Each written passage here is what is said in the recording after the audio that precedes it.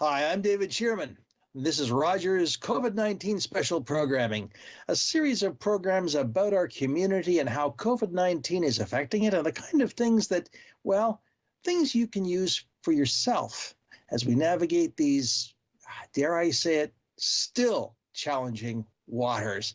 My guest today is Jackie Ralph of the Canadian Mental Health Association. Jackie, good to see you again. So great to be in your space, David. Yeah, Jackie, it's one of what I said, still, I meant it. We are still, because it's almost 2 years now since the first restrictions we had to cope with. But we're beginning to see the light at the end of the tunnel, and it's not an oncoming train, to use the old cliche. And yet things aren't the same, are they? People, they just, March 1st, so just a few days ago, they just released the fourth set of surveys from CMHA National in partnership with UBC. And they did exactly that. They asked Canadians, where are you? Where's your space right now? How are you feeling with all this 2 years into what we all, as epidemiologists, thought would be just a few weeks and we'd be fine. And that's what they are seeing over and over and over again, is people are worried. Is this ever going to end? Is there going to be another, variant to have to worry about? And a lot of that comes from, just like you said, this is 2 years of being hypervigilant and alert and worried and additional stress on our lives. And our poor amygdala, it's not made for that. Our poor amygdala likes to just kind of hang out in the background. And if, a dog runs out in front of your car while you're driving, it goes, okay, put on the brakes, whoa. And then, we miss the dog and we keep going. Our amygdala isn't meant to be on high alert as much as it is. And we've been having trouble too, fitting in those times away from those worries to look after our poor hearts and our souls and filling up our buckets, because maybe the things that we did before to do that haven't been available. So now we got the double whammy. We need people, we need karaoke, we need, dinners out with our friends, and we haven't had that. So you put the two together, and no wonder we're tired, we're a little run down. So that's and cranky. And cranky. So somebody came up, we were at a school the other day, we talked about being hangry, how you can be, grumpy when you're hungry. And we came up with a new one. We're slumpy because we're tired and we're sleepy. And you put the two together and we said we're slumpy. So it was a grade, I think that was a grade 4 student that came up with that word. And we're like, yes, it even sounds right. Yeah, I think your use of the word hypervigilance is really helpful, because hypervigilance is kind of like being on edge all the time, and it's part of our being human. There's an expression I've heard used called "it's part of your lizard brain." It's one of those things that protected us when we were still without cars and walking up and down the trails of Grey Bruce, and the people who were here millennia, generations before, all experienced it because they had things like bears to deal. You mean that's the whole purpose of that vigilance function of the amygdala, which is that funny part of the brain, little part of the brain in the back, kind of about somewhere about the top of your head there. Just so people know, we've all got it. Don't worry about it. If you don't have it, well, you're probably comatose. Yes. But in all seriousness, that was something that protected us. That's its job. That's its job. But can it also work overtime? 100%. Right?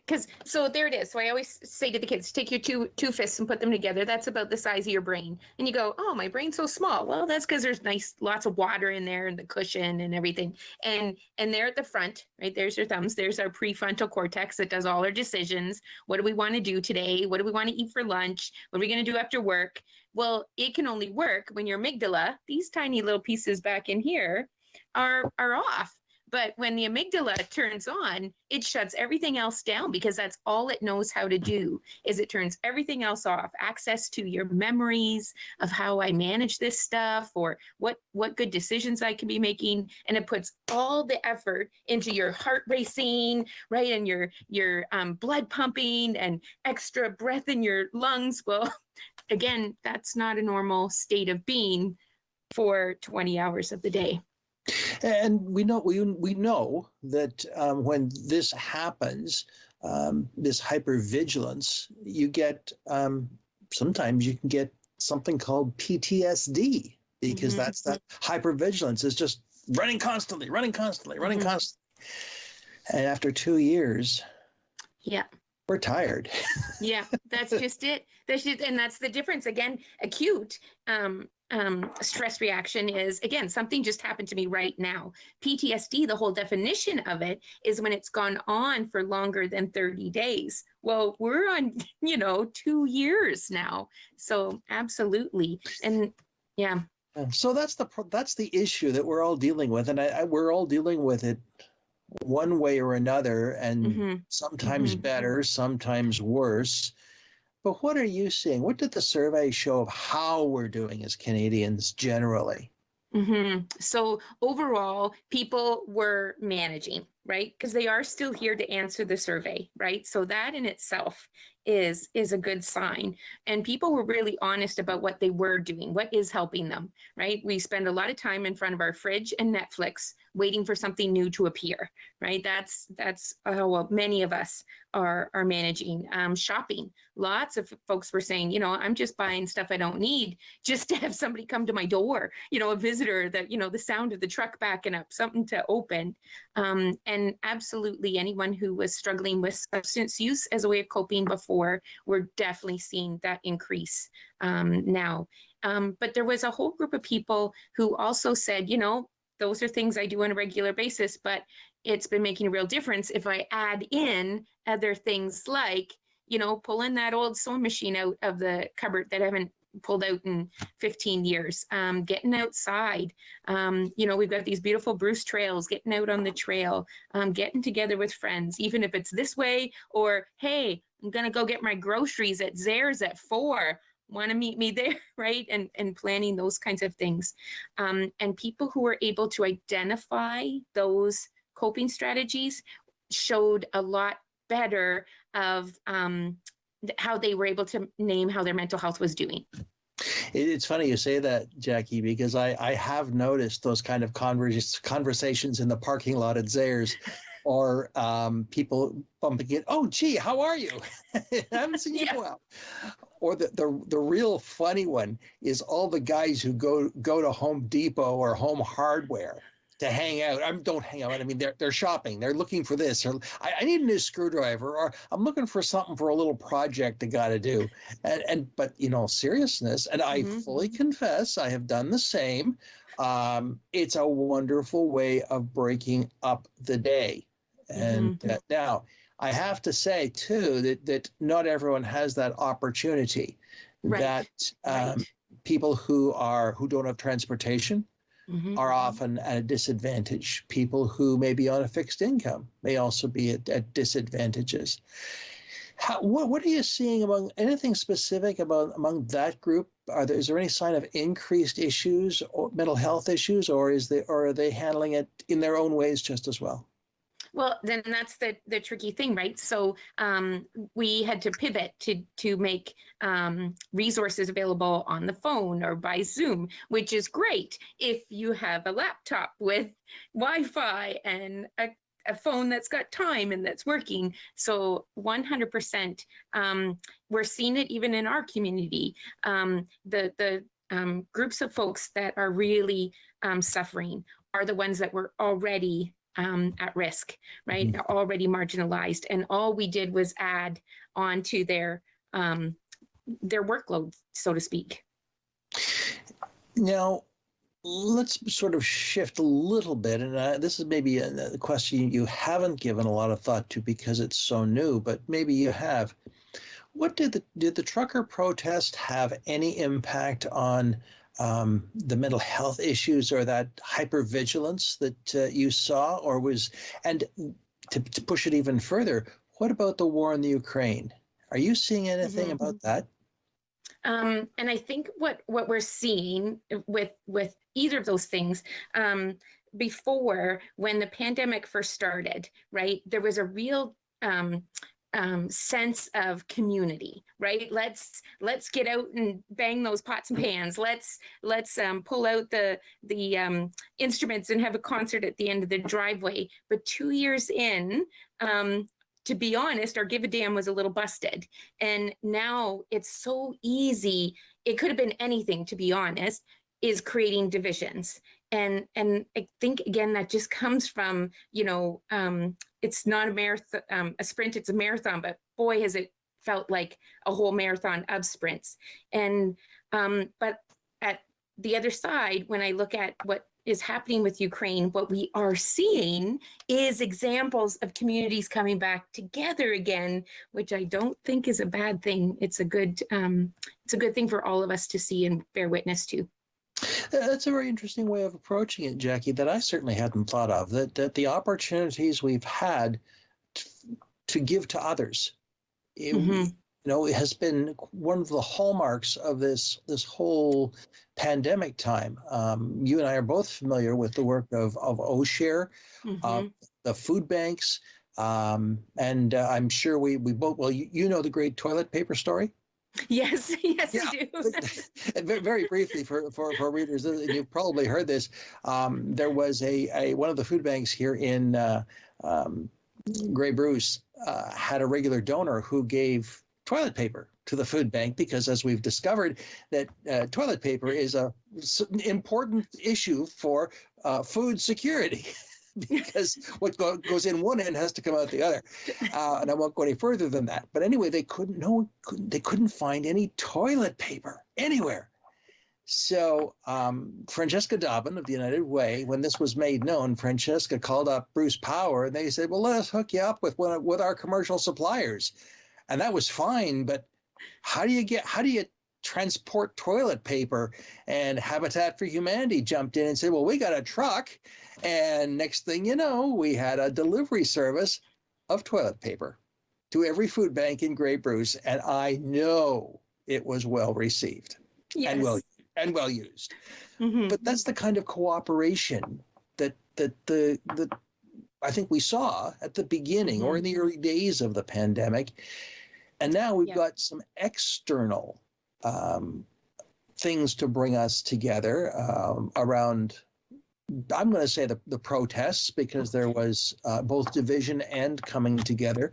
But the situation in the Ukraine is certainly causing a lot of people to come together, I think. That's not a bad thing, is it? No, I don't think so. Again, people, we need to stay busy. We need to stay connected. And this is giving us something to raise our hands and go, hey, I can help in this little way, or this is something I can do. But yeah, it is also hard on the souls of those who know people, have relatives there, have friends there. And for that, we have to be so super mindful of.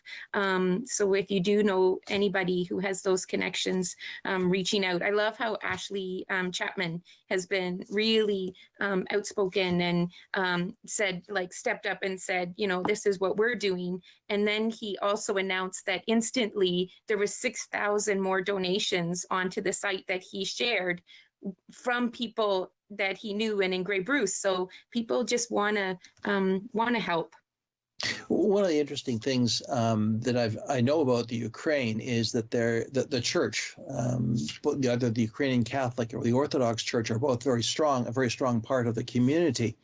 And I noticed that actually just yesterday, the United Church released a letter, not to not some wild position, but it was an invitation to churches, and any church can do this, to reach out to a nearby Orthodox church and to say to them, "We are with you. You are in our thoughts. You are part of that." And the same thing is you can, if you know that your neighbor has Ukrainian family, I remember many years ago, my neighbors, as I was growing up, our neighbors had family in Latvia.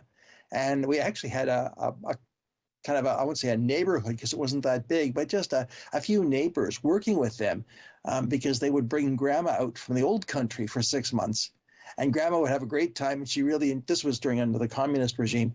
And then there'd be this kind of, in the last month or so, there'd be this great effort among the neighbors to help the family pack a coat and a trunk for grandma. Now, what went into that coat and that trunk was really interesting. Really interesting. And I was told by the family that they also had to make sure that grandma had a number of American dollars, because a few dollars slipped to the border guards and the customs people. Always made sure that she wasn't searched too carefully. But it was that coming together, that common project that really strengthened the community, and it gave me a good story to tell, 50 years later. But there are these things that we can do. There is that common truth that is across our communities, no matter where, of caring for neighbor. And I think that may be something that we have, I won't say lost, but I wonder if we have kind of forgotten and have been overwhelmed by in COVID.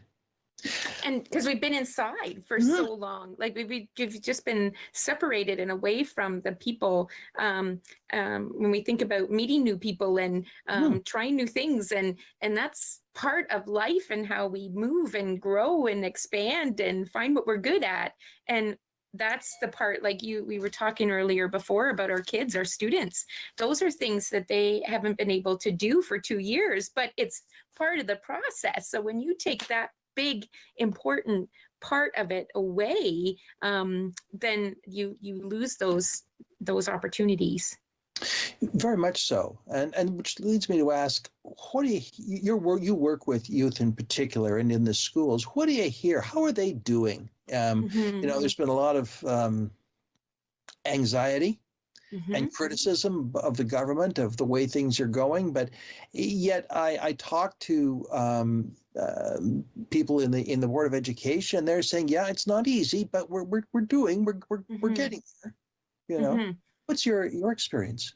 Because that's just it. Again, everybody's different, right? For some, to be honest, online learning's been the best thing ever, right? If you're somebody that, that was just something you like to do, you like to read, you like to kind of be in that space, that's been working for a lot of kids. So it's not that all kids are regressing. There are some kids that are completely excelling in this, but again, when you have 2 years without having to get along with each other and having to, somebody butts in front of you in line, those are things that we haven't had a chance to practice for 2 years. So it can really affect our distress tolerance, and just being social with each other and communicating face to face and not just this way. So I think what it just means is those that are having a hard time navigating it, those cases are more complex. Yeah. Dare I say it, we got to relearn some skills. Yes. Yeah. We're all a little rusty, and we've got to, I love to sing. And one of the things that I realized is I haven't sung in 2 years. Hey, I'm going to be rusty, and I'm going to be a little off key. And I'm sorry if that's offensive, but hey, give it a few weeks and we'll be okay. But and that's so true.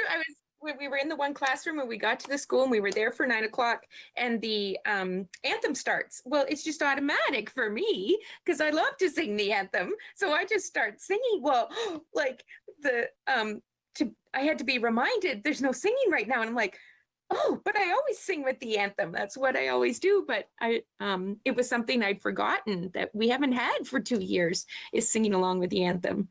Exactly. And it's funny that you say that, because I was in a situation where we were singing the national anthem and everybody was masked. Yes. It sounded terrible.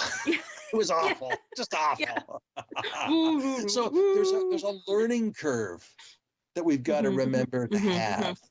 And and it probably boils down to those basic social skills of please and thank you.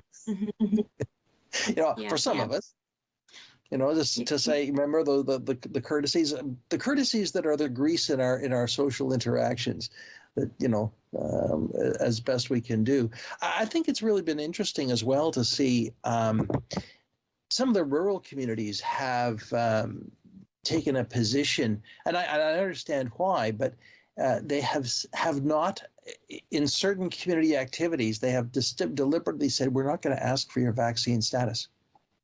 Some communities, okay. So we will follow through on all of this, the requirements that we have to do, like distancing and masking and washing hands with, but we're not going to ask because it may not be mandated, or we just don't want to go there. Yeah. And the reason we don't want to go there is to say, that's just not a place. We don't want to foment conflict. We don't want to initiate a conflicted situation. So we're just going to keep it chilled, keep it relaxed, and trust that you are taking care of your business, and we'll take care of ours. Yeah, and I think that you just nailed it on the head with that. It whether that's a policy you believe in or not believe in, or that you've been waiting for or not waiting for, it really is, how do we treat that person at the door that is spreading the message of what the policy is? And that's where we can make such a difference. Somebody said the other day, being loud doesn't make you right. And it's true. So true. So it's just about how we treat each other. And I think about, again, with all this stuff that's happening right now, again, a community I worry about is, the neighbors that we have that are on the other side of the conflict, and are they being treated as well as the neighbor down the road who has family member from Ukraine? So again, all these opportunities we have to, you said it to be good neighbors, but in all of those moments, those pieces are so good for our own mental health, because we walk away from that feeling like, I made a difference today in somebody's life. I said hello. I said, thank you. I asked how somebody was doing. Coming home at the end of the day, that's the part that helps us sleep, and helps us feel good about ourselves and feel good about our day. And it's really important for our mental health. Yeah, I think you're bang on there, Jackie. I'd also like to point out that some of the, dare I say it, interactions that we have that we maybe took for granted have changed in ways that are very subtle. Let me give you an example. I have had to have a tradesperson come in recently. Yes. And one of the things, at some point in the conversation in booking that appointment, either I would ask or I would be told the conditions under which this would happen. One of the most recent one, I said, what are your masking requirements? Oh, our staff person, our technician will be masked. We ask you to wear one as well, but it's not required. And those kind of interactions kind of set the stage or set the rules for the encounter. And you don't think about that, or you didn't think about that. I mean, if you had to have your stove fixed, you called the repair technician who came and you opened the door and they came in, fixed your stove and left. Here it's, okay, what are the conditions under which this little appointment to fix my stove is going to happen? And it's totally different. It is in fact totally different. So we have to. That's perhaps one of the things that has changed.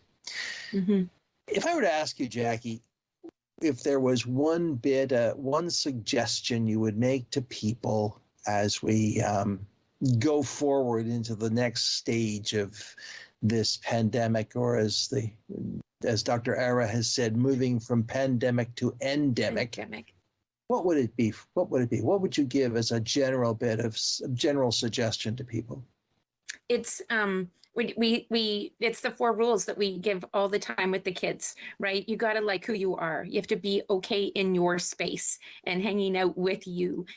We have to have people around us who like us for who we are. We have to have those 2 or 3 people we can vent with and talk to. We have to be free to talk about how we're feeling. As I always say, feel free to fart freely, but instead of farting, it's your feelings. And we all need things that help us to smile. And when we have those 4 basic things, our chair is solid, and it's harder to move and topple that chair over when we have those 4 pieces. That's simple ideas, but very, very helpful, because but then the question can be asked, what if you don't have any of those pieces? Where do you go? Yeah, then there's lots and lots of people out there who like to talk about that. So our mental health talk line, I always put crisis kind of in brackets. They're always there to just sit and listen. This is when they do their business, is at night when people are alone. That's what they're good at, what they're made for. Kids Help Phone is the same. You could call them about anything, big or small. It's all relative to each person. And then we have the walk-in clinics all across Grey Bruce, where you can just go and talk to somebody. So today is Wednesday.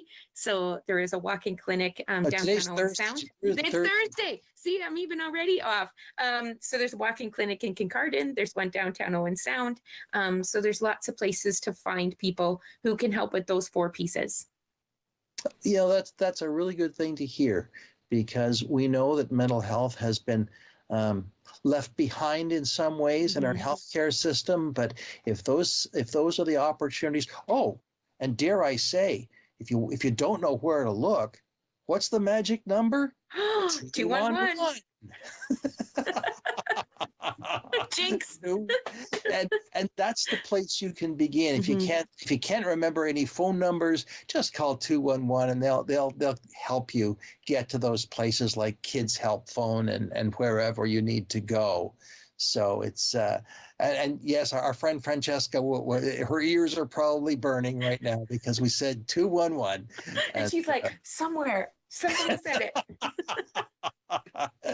But that's the beauty of Grey Bruce, and I really want to thank you, Jackie, for sharing your thoughts and the state of things in our community these days. And thank you to the great work that the Canadian Mental Health Association Grey Bruce does right here among us all. So thank you, and I know we'll be talking again. Thanks, David. And thank you, friends. I'm David Shearman. This has been Rogers TV COVID-19 special program. We'll see you again.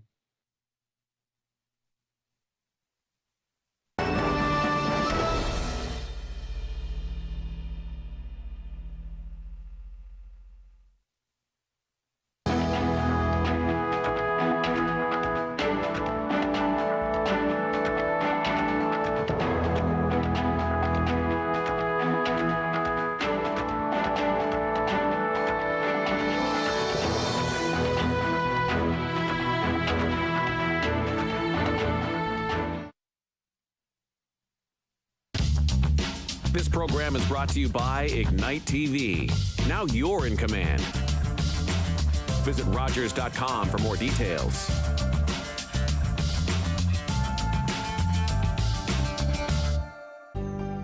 Call the Rogers TV viewer response line. Email us or connect with us on social media.